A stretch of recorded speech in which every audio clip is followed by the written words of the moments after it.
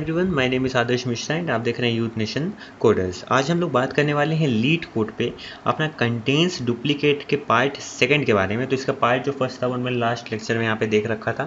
ठीक है, उसके हमने 3 सोल्यूशन देखे थे, एन स्क्वायर वाला, एन लॉग एन वाला एंड कॉन्स्टेंट टाइम नहीं, एन टाइम पे जो हमने सॉल्व करा था वो कॉन्स्टेंट स्पेस यूज़ करी थी, वो बात अलग है। ठीक है, तो यहाँ पर 3 अप्रोच हम लोगों ने लास्ट वीडियो पर देखी थी, उससे मिलता जुलता एक क्वेश्चन है, बस थोड़ा सा यहाँ पर ट्विस्ट दे दिया है कि भाई आपकी जो एक एरे है, इंटीजर एरे नम्स नाम की, आपको वहाँ पे उसके साथ अब एक इंटीजर के भी दिया गया है और आपको तब ट्रू रिटर्न करना है अगर कोई दो ऐसे अलग अलग इंडेक्स हों उस एरे में जहाँ पर एलिमेंट्स तो इक्वल हों और वो जो इंडेक्सेस का जब हम डिफरेंस निकालें तो वो लेस देन इक्वल टू के हो।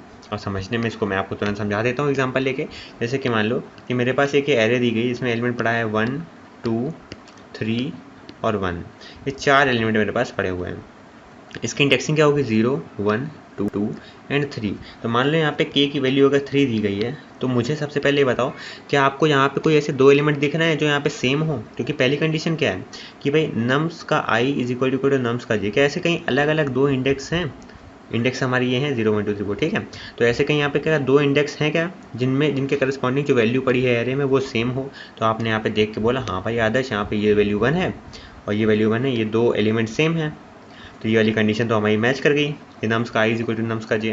ठीक है, साथ में अब जो इंडेक्सेस हैं, ये कौन सा इंडेक्स पे है? 0 इंडेक्स पे। ये कौन सा इंडेक्स पे? 3 इंडेक्स पे। इन दोनों का जो डिफरेंस होगा उसका हम क्या निकालेंगे? एब्सोल्यूट डिफरेंस निकालेंगे। मतलब आंसर हमेशा पॉजिटिव में आएगा जो भी डिफरेंस का आएगा। 0 - 3 -3, -3 किसमें बदल जाएगा? 3 में। तो 3 आ गया। तो अगर ये जो डिफरेंस आ रहा है, अगर ये डिफरेंस जो है अगर ये लेस देन है या इक्वल है मेरे k की वैल्यू के, तो हम यहाँ पे आंसर देंगे ट्रू, वरना आंसर क्या दे देंगे? फॉल्स दे देंगे। तो इस केस में तो देखो दिख रहा है इसका 0 है, ये इंडेक्स नंबर 3 है, तो 0 - 3 तो हमारा क्या आ जाएगा? 3 आ जाएगा। ठीक है, क्या 3 मेरा के से कम या बराबर है? बिल्कुल है, तो मेरा यहाँ पे आंसर क्या आ जाएगा? ट्रू आ जाएगा। ठीक है, एक और इसका देख लेते हैं एग्जाम्पल। मुझसे कह रहा है 1 0 1 1। देखो यहाँ पर 1 0 1 1। अब इसके इंडेक्सेस क्या है? 0 1 2 3। तो एक चीज़ नज़र आ गई, देखो ये 1 और ये 1 सेम है। अच्छा, आप ये भी तो कह सकते हो कि भाई ये 1 और ये 1 सेम है ना? बिल्कुल सही बात है। तो हमें यहाँ पे दो पेयर मिल रहे हैं। पहला क्या है? 0 एंड 2, 0,2, एक ये पेयर मिल गया और एक 0,3, ये सब वैल्यू सेम है। अच्छा जी, तो ये बताओ इसमें 0,2 में डिफरेंस कितना आएगा? इंडेक्सेस का 2 का आएगा। और इसमें कितना डिफरेंस आएगा? इसमें 3 का डिफरेंस आएगा इंडेक्सेस के बीच में। अच्छा, तो ये बताओ कि हमें k की वैल्यू क्या दी है? k की वैल्यू इसने दी है यहाँ पे 1। तो जब k की वैल्यू इसने यहाँ पे हमें 1 दी है, ठीक है, तो जब k की वैल्यू 1 देंगे तो यहाँ पे हम देख सकते हैं कि 0 और यहाँ पे 2, तो यहाँ पे डिफरेंस 2 आ रहा है। ठीक है, यहाँ पे डिफरेंस 3 आ रहा है। क्या जो हमारी वैल्यू आ रही है डिफरेंस की, क्या ये कम है या बराबर है k के? तो इसको यहाँ पे हमें चेक करना पड़ेगा। ठीक है, तो डिफरेंस हमारा कम या बराबर होना चाहिए k के, तभी हमारा उसके करस्पॉन्डिंग आंसर आएगा। तो यहाँ पे अगर 1 0 1 1 है और k की वैल्यू 1 है, तो मेरे ख्याल से आंसर तो यहाँ पे नहीं आना चाहिए था, बट यहाँ पे ट्रू दिखा रहा है। बट ये यहाँ पे हो सकता है शायद टाइपो मिस्टेक हो गई हो, क्योंकि हमसे क्वेश्चन क्या कह रहा है कि एब्सोल्यूट वैल्यू i - j की वो लेस देन या इक्वल टू k होनी चाहिए। अच्छा जी, तो less than equal to k होगी, तो यहाँ पे 1 0 जब 1 1 होगा, आप खुद से सोचो। ठीक है, तो अगर हम इस वाले 1 और इस वाले 1 को ले लें, भाई वैल्यू तो सेम होनी चाहिए ना, तो 0 - 2 तो हमारा क्या आ जाएगा? एब्सोल्यूट डिफरेंस 2 आ जाएगा। तो इसका यहाँ पे आंसर क्या आ जाएगा? फॉल्स आ जाएगा। अच्छा जी, थर्ड वाले यहाँ पे केस को देख लेते हैं। थर्ड वाला मुझसे क्या कह रहा है कि आपके पास यहाँ पे 1 2 3 1 2 3, यहाँ पे ये 6 एलिमेंट वाली आपके पास पूरी एरे है। इसको देख लेते हैं क्या है, तो यहाँ पे देख लेते हैं 1 2 3 1 2 3, ये है। ठीक है, तो यहाँ पे बहुत सारे पेयर हमें मिल सकते हैं। देखो पहला पेयर तो हमें यही मिल गया 1 1, है ना? तो 0 एंड 3, ये इंडेक्स है, यहाँ पर 1 1 हमें सेम मिल गया। फिर 2 2 जो है हमें 1 एंड 4 पे सेम मिल रहा है। फिर 3 3 जो है वो हमें सेकंड इंडेक्स और फिफ्थ इंडेक्स पे सेम मिल रहा है। हमें सेम इंडेक्स पे नहीं देखना है, हमें डिफरेंट इंडेक्सेस पे देखना है। ठीक है, तो यहाँ पर डिफरेंस कितना आ जाएगा इन दोनों का? 3। यहाँ पे कितना आ जाएगा? 3। और यहाँ पे कितना आ जाएगा डिफरेंस? 3। जो हमारा डिफरेंस आ रहा है, क्या ये कम है या बराबर है k के? 2 के? ऐसा तो नहीं, तो कंडीशन क्या होगी? फॉल्स। मेरा आंसर क्या आ रहा है? फॉल्स आ रहा है। ठीक है, अब यहाँ पे मुझसे कह रहा है कि जो एरे की लेंथ होगी वो 10⁵ होगी।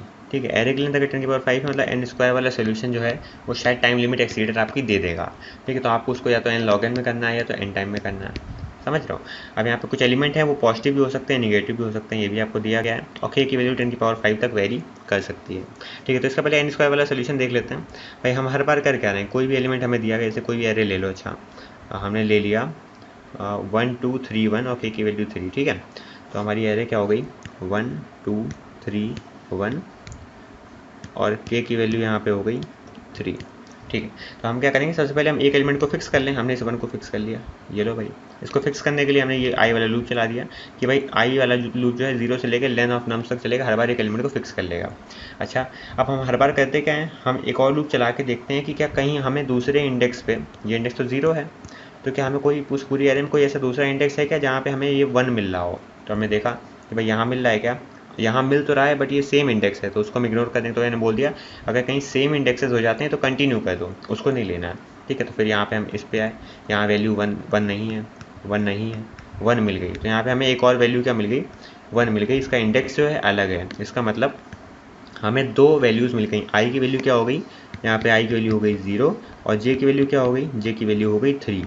2 हमें यहाँ पे पॉइंट्स मिल गए जहाँ पर हमें उस पूरी एरे में ऐसे इंडेक्सेस मिल गए जहाँ पे सेम वैल्यू है। ठीक है, अगर सेम वैल्यू चेक करेंगे, क्या सेम वैल्यू है, साथ ही साथ i माइनस जे जब करोगे तो उसका एब्सोल्यूट डिफरेंस क्या लेस देन इक्वल टू के है, तो 3 माइनस 0 मतलब 3 क्या लेस देन इक्वल टू 3। बिल्कुल सही बात है, कंडीशन ट्रू होगी तो रिटर्न क्या कर देंगे, ट्रू कर देंगे। तो बस यही हमारा लॉजिक है कि हम लोग क्या करेंगे, एक एरे को पकड़ेंगे, एरे के एक एक एलिमेंट को उठाएंगे। उसका काम हमने आई को बोल दिया कि भाई आई तुम जो है एक एक करके एलिमेंट को मेरे उठाना। जे से मैंने बोल दिया है कि तुम क्या करना कि उस एलिमेंट, उस पर्टिकुलर इंडेक्स को छोड़ के उस पूरी एरे में हर जगह चलना, और कहीं भी अगर तुम्हें कोई भी वैल्यू मिल जाती है जो उस वाले सेलेक्टेड एलिमेंट के बराबर है, ठीक है, और उसका इंडेक्स सेम नहीं होना चाहिए, उस सेलेक्टेड एलिमेंट के बराबर है, साथ ही साथ उन दोनों का जो इंडेक्स होगा वो अलग अलग होगा, तो उनका जो डिफरेंस है वो अगर लेस देन इक्वल टू के है, अगर ऐसा है तो रिटर्न कर दोगे ट्रू, और अगर ऐसा नहीं है तो इस लूप से आप बाहर आ जाएंगे और रिटर्न क्या कर देंगे, फॉल्स। सिंपल अप्रोच है। ठीक है, अब इसका अगर एक और हम यहाँ पे वेरिएशन देखें, ये तो हमारा n² वाला अप्रोच है। इसको और कैसे सॉल्व कर सकते हैं, ये जो दूसरा वाला अप्रोच है मैंने यूज़ करा हुआ था, ये हम कैसे करेंगे, मान लो कि मेरे पास एरे है 1 2 3 1। ठीक है, एंड देन k की वैल्यू हमें दी गई है यहाँ पे 3। तो इसको चला के देखते हैं।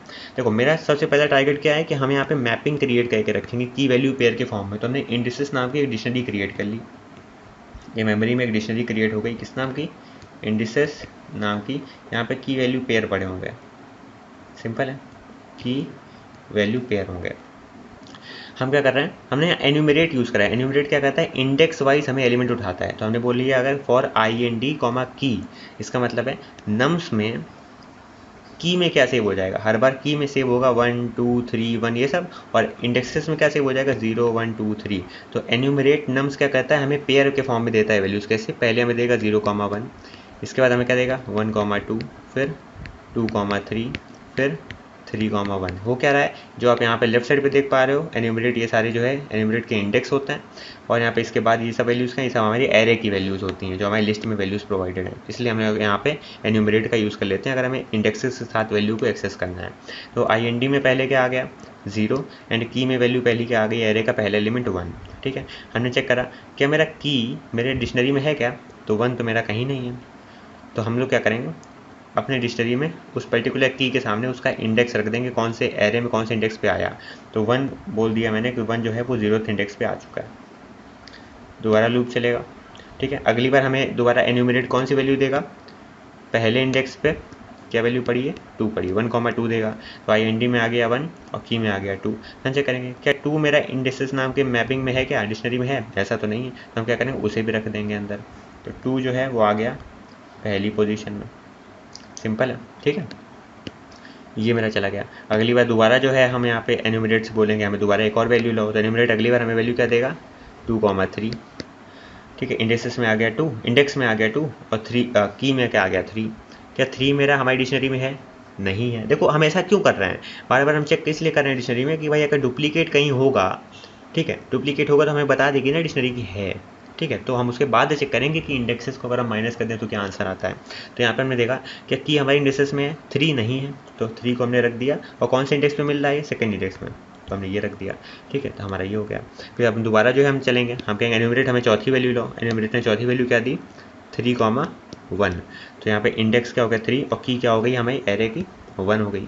फिर चेक करेंगे क्या 1 मेरा इंडेक्सेस में है, हाँ भाई 1 तो इंडेक्सेस में है, देखो ये पड़ा हुआ है, इसका मतलब है कि 1 पहले आ चुका है, और अगर 1 पहले आ चुका है तो उसका कुछ करस्पॉन्डिंग इंडेक्स भी होगा, और हमारे ओरिजिनल वाले का भी कुछ इंडेक्स होगा। समझ रहे हो क्या हो रहा है यहाँ पर, इसका भी खुद एक इंडेक्स होगा और इसका तो इंडेक्स है ही है 3।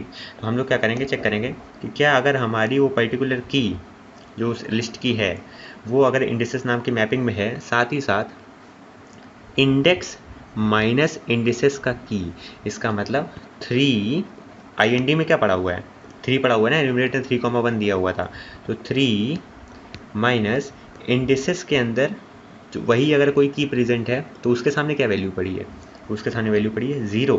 तो 3 माइनस 0 मतलब होता है 3 का 3 is less than equal to k, condition हो गई ट्रू, पहली कंडीशन ट्रू, दूसरी कंडीशन ट्रू, हमारा आंसर आ गया ट्रू, तो हम रिटर्न कर देंगे ट्रू।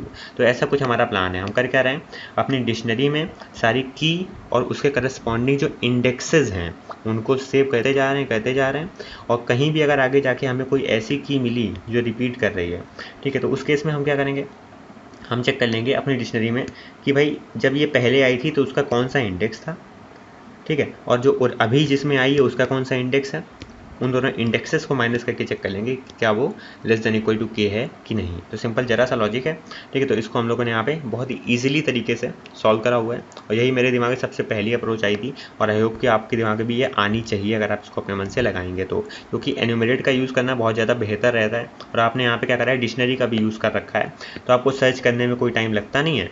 तो आपने क्या करा, इसमें आपने एक ही बार ट्रेवर्स करा अपनी पूरी नम्स नाम की एरे में, देन इसके बाद आपको टाइम लग गया यहाँ पे ON टाइम, एंड इसका स्पेस जो है जो पहले n² वाली अप्रोच में कांस्टेंट लग रही थी वो इसमें कितनी लग जाएगी, n लग जाएगी।